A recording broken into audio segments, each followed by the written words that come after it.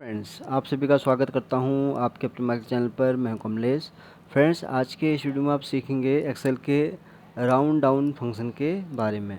तो अगर ये वीडियो आपको अच्छा लगे तो प्लीज़ इसको आप लाइक करें, शेयर करें और चैनल को भी सब्सक्राइब ज़रूर करें फ्रेंड्स, ताकि आपको इस तरह के जितने भी मैं वीडियो बनाऊँ एक्सेल से रिलेटेड, चाहे फॉर्मूलेज या कुछ भी हो, तो उसका आपको अपडेट मिल सके।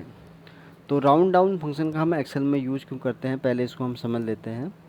तो एक्सेल में कुछ डेटा हमारे पास वैल्यू में ऐसा होता है कि जो फॉर एग्जांपल 500.50 इस तरह से कुछ डेटा होता है, या कुछ भी डेटा वैल्यू में किसी तरह से हो सकता है। तो वहाँ पर क्या होता है कि राउंड डाउन फंक्शन के थ्रू हम क्या है, उसका डेसिमल अपने अकॉर्डिंग जो भी हमें वहाँ नंबर रखना है डेसिमल का, उसके हिसाब से हम उस वैल्यू को वहाँ पर राउंड डाउन कर सकते हैं। अब कैसे आप इस फंक्शन को एक्सेल में ट्राई करेंगे, चलिए इसके लिए पहले तो मैं यहाँ पर एक डेटा बना लेता हूँ वैल्यू का, जिसके थ्रू मैं आपको यहाँ पर समझाऊंगा कि कैसे ये राउंड डाउन फंक्शन एक्सेल में काम करता है। तो ये वैल्यू हमारा कॉलम हो जाएगा एक, और एक कॉलम हो जाएगा हमारा यहाँ पर राउंड डाउन, जहाँ पर कि हम ये वाला फंक्शन ट्राई करेंगे। तो ये दो कॉलम मैंने यहाँ पर बना लिए हैं।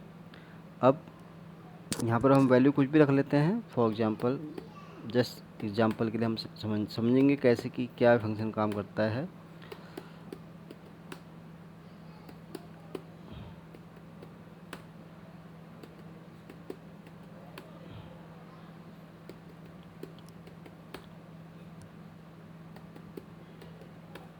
तो ये मैंने फ्रेंड्स कुछ यहाँ पर वैल्यू टाइप कर दी हैं। तो यहाँ पर हम सीखेंगे वन बाय वन कि कैसे राउंड डाउन फंक्शन इस वैल्यू पर काम करता है। तो इसके लिए हम यहाँ टाइप करेंगे राउंड डाउन। तो यहाँ पर देखिए, राउंड डाउन जब आपने टाइप किया तो ये पूछ रहा है आपसे नंबर। अब नंबर हमारा क्या है, फॉर एग्जांपल अगर हमें इसमें, अब यहाँ पर ये समझने वाली बात है फ्रेंड, जैसे मैंने आपको बताया कि ये फंक्शन क्या करता है कि जितने आप यहाँ नंबर रखेंगे उसके हिसाब से आपको ये रिजल्ट देगा। फॉर एग्जांपल अगर आप ये चाह रहे हैं कि यहाँ पर 1 डिजिट तक ही आए, यानी कि 500 के बाद जो डिजिट आए 1 ही आए, तो कैसे उसके लिए आएगा। तो यहाँ पर आप 1 टाइप करेंगे। तो देखिए यहाँ पर क्या हुआ है कि जैसे, क्योंकि हमने यहाँ क्या रखा, अब इसको हम ऐसे भी समझ लेते हैं, या इसको मैं एक तरीके से और समझाता हूँ आपको। पहले हम इसको ऐसे समझ लेते हैं, फिर मैं आपको बताऊँगा वैसे। तो यहाँ पर हमने क्या किया, पहले तो हमने नंबर सेलेक्ट किया। तो यहाँ पर जैसे वैल्यू आप देख रहे हैं कि 500.253 था, तो जिसमें हमने यहाँ पर नंबर की डिजिट रखी थी 1। तो 1 के केस में क्या है, इसने यहाँ पर 0.2 को कंसिडर किया है ना। अब इसी पर अगर हम यहाँ ट्राई करें, यहाँ पर फॉर एग्जांपल अगर हम ले रहे हैं 2, है ना, तो 2 में क्या करेगा ये 445.99 है, उसके बाद 6 को भी यहाँ पर कंसिडर करेगा, क्योंकि हम यहाँ वैल्यू लिख रहे हैं 2। तो देखिए यहाँ पर आ गया 96। ठीक है। अब इसको फिर मैं ड्रैग करता हूँ नीचे। तो यहाँ पर 2 हमने रखा है। अब यहाँ पर आप 0 एक बार टाइप कीजिए, 0 में क्या रिजल्ट देता है। तो यहाँ पर देखिए आपको ये राउंड राउंड हो गया, डेटा यहाँ पर आ गया है। तो 0 आ, यानी कि आप अगर राउंड करना है आपको इस तरह से, तो वहाँ पर आप इसको ट्राई कर सकते हैं। अब इसको हम फिर ड्रैग करते हैं आगे। अब यहाँ पर आप चाह रहे हैं कि 3 अगर आपको एडिटिव जैसे यहाँ डेटा है वैसे दिखे, तो ये सेम ऐसे आपको यहाँ पर दिख जाएगा, है ना। और यहाँ पर और क्या कर सकते हैं, जैसे कि हम यहाँ पर चाह रहे हैं कि अगर 4 में, तो ये इस तरह से आपको दिखाएगा, क्योंकि 4 तो है नहीं, तो इसलिए वो आपको ऐसे ही उसका रिजल्ट यहाँ पर आएगा। अब फॉर एग्जांपल यहाँ पर मैं अगर कुछ और टाइप करता हूँ लाइक दिस, तो उस केस में अब यहाँ पर क्या है कि अगर हम यहाँ 3 करेंगे, तो देखिए यहाँ पर यहीं तक की वैल्यू आई है 789.635, क्योंकि हमने यहाँ पर रिजल्ट क्या रखा 3। और यहाँ पर अगर हम चाह रहे हैं कि इसको हम राउंड अप करना चाह रहे हैं, तो इसको आप 0 करेंगे, तो ये इस तरह से यहाँ राउंड हो जाएगा। तो एक तरीका तो मैंने आपको ये बताया। अब दूसरा तरीके से समझते हैं इसको आसान तरीके से। तो उसके लिए हम क्या करते हैं, यहाँ पर वैल्यू हम ये तो मैंने तरीका बताया कि अगर आपको इस तरह से यहाँ पर 1 बाई 1 करना है, तो इस तरह से आपको यहाँ पर करना पड़ेगा। अगर आप चाह रहे हैं कि 1 बाई 1 ना करना पड़े, तो उसके लिए आप क्या करेंगे, यहाँ पर डिजिट का हम एक कॉलम यहाँ पर ऐड कर देते हैं।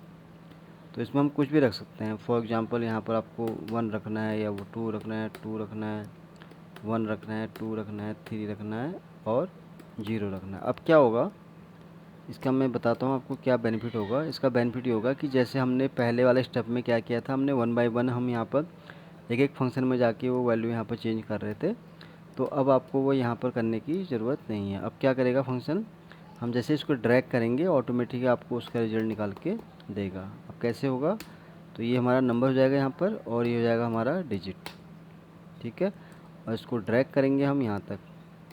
तो ये देखिए अब यहाँ पर क्या हुआ है, पहले में क्या था कि हमें 1 बाय 1 उसको एक एक फंक्शन के अंदर जाके उसको वहाँ पर एडिट करना पड़ रहा था, तब जाके उसका यहाँ रिजल्ट आ रहा था।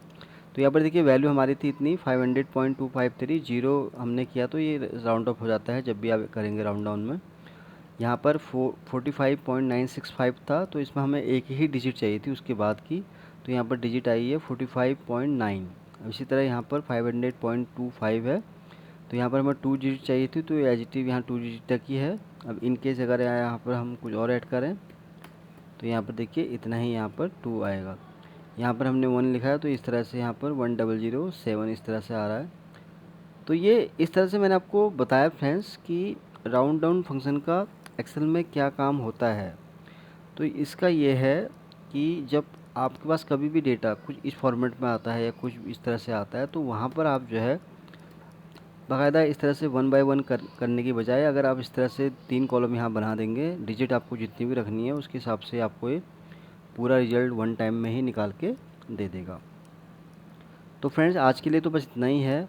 उम्मीद करता हूँ ये वीडियो आपको बहुत ज़्यादा पसंद आया होगा। अगर ये वीडियो आपको अच्छा लगा तो प्लीज़ इसको आप लाइक करें, शेयर करें और चैनल को भी सब्सक्राइब ज़रूर करें। तो जल्दी ही आऊँगा आपके सामने एक नई वीडियो के साथ। तब तक के लिए आप अपने आप को खुश रखें और अपना ध्यान रखें। Thank you.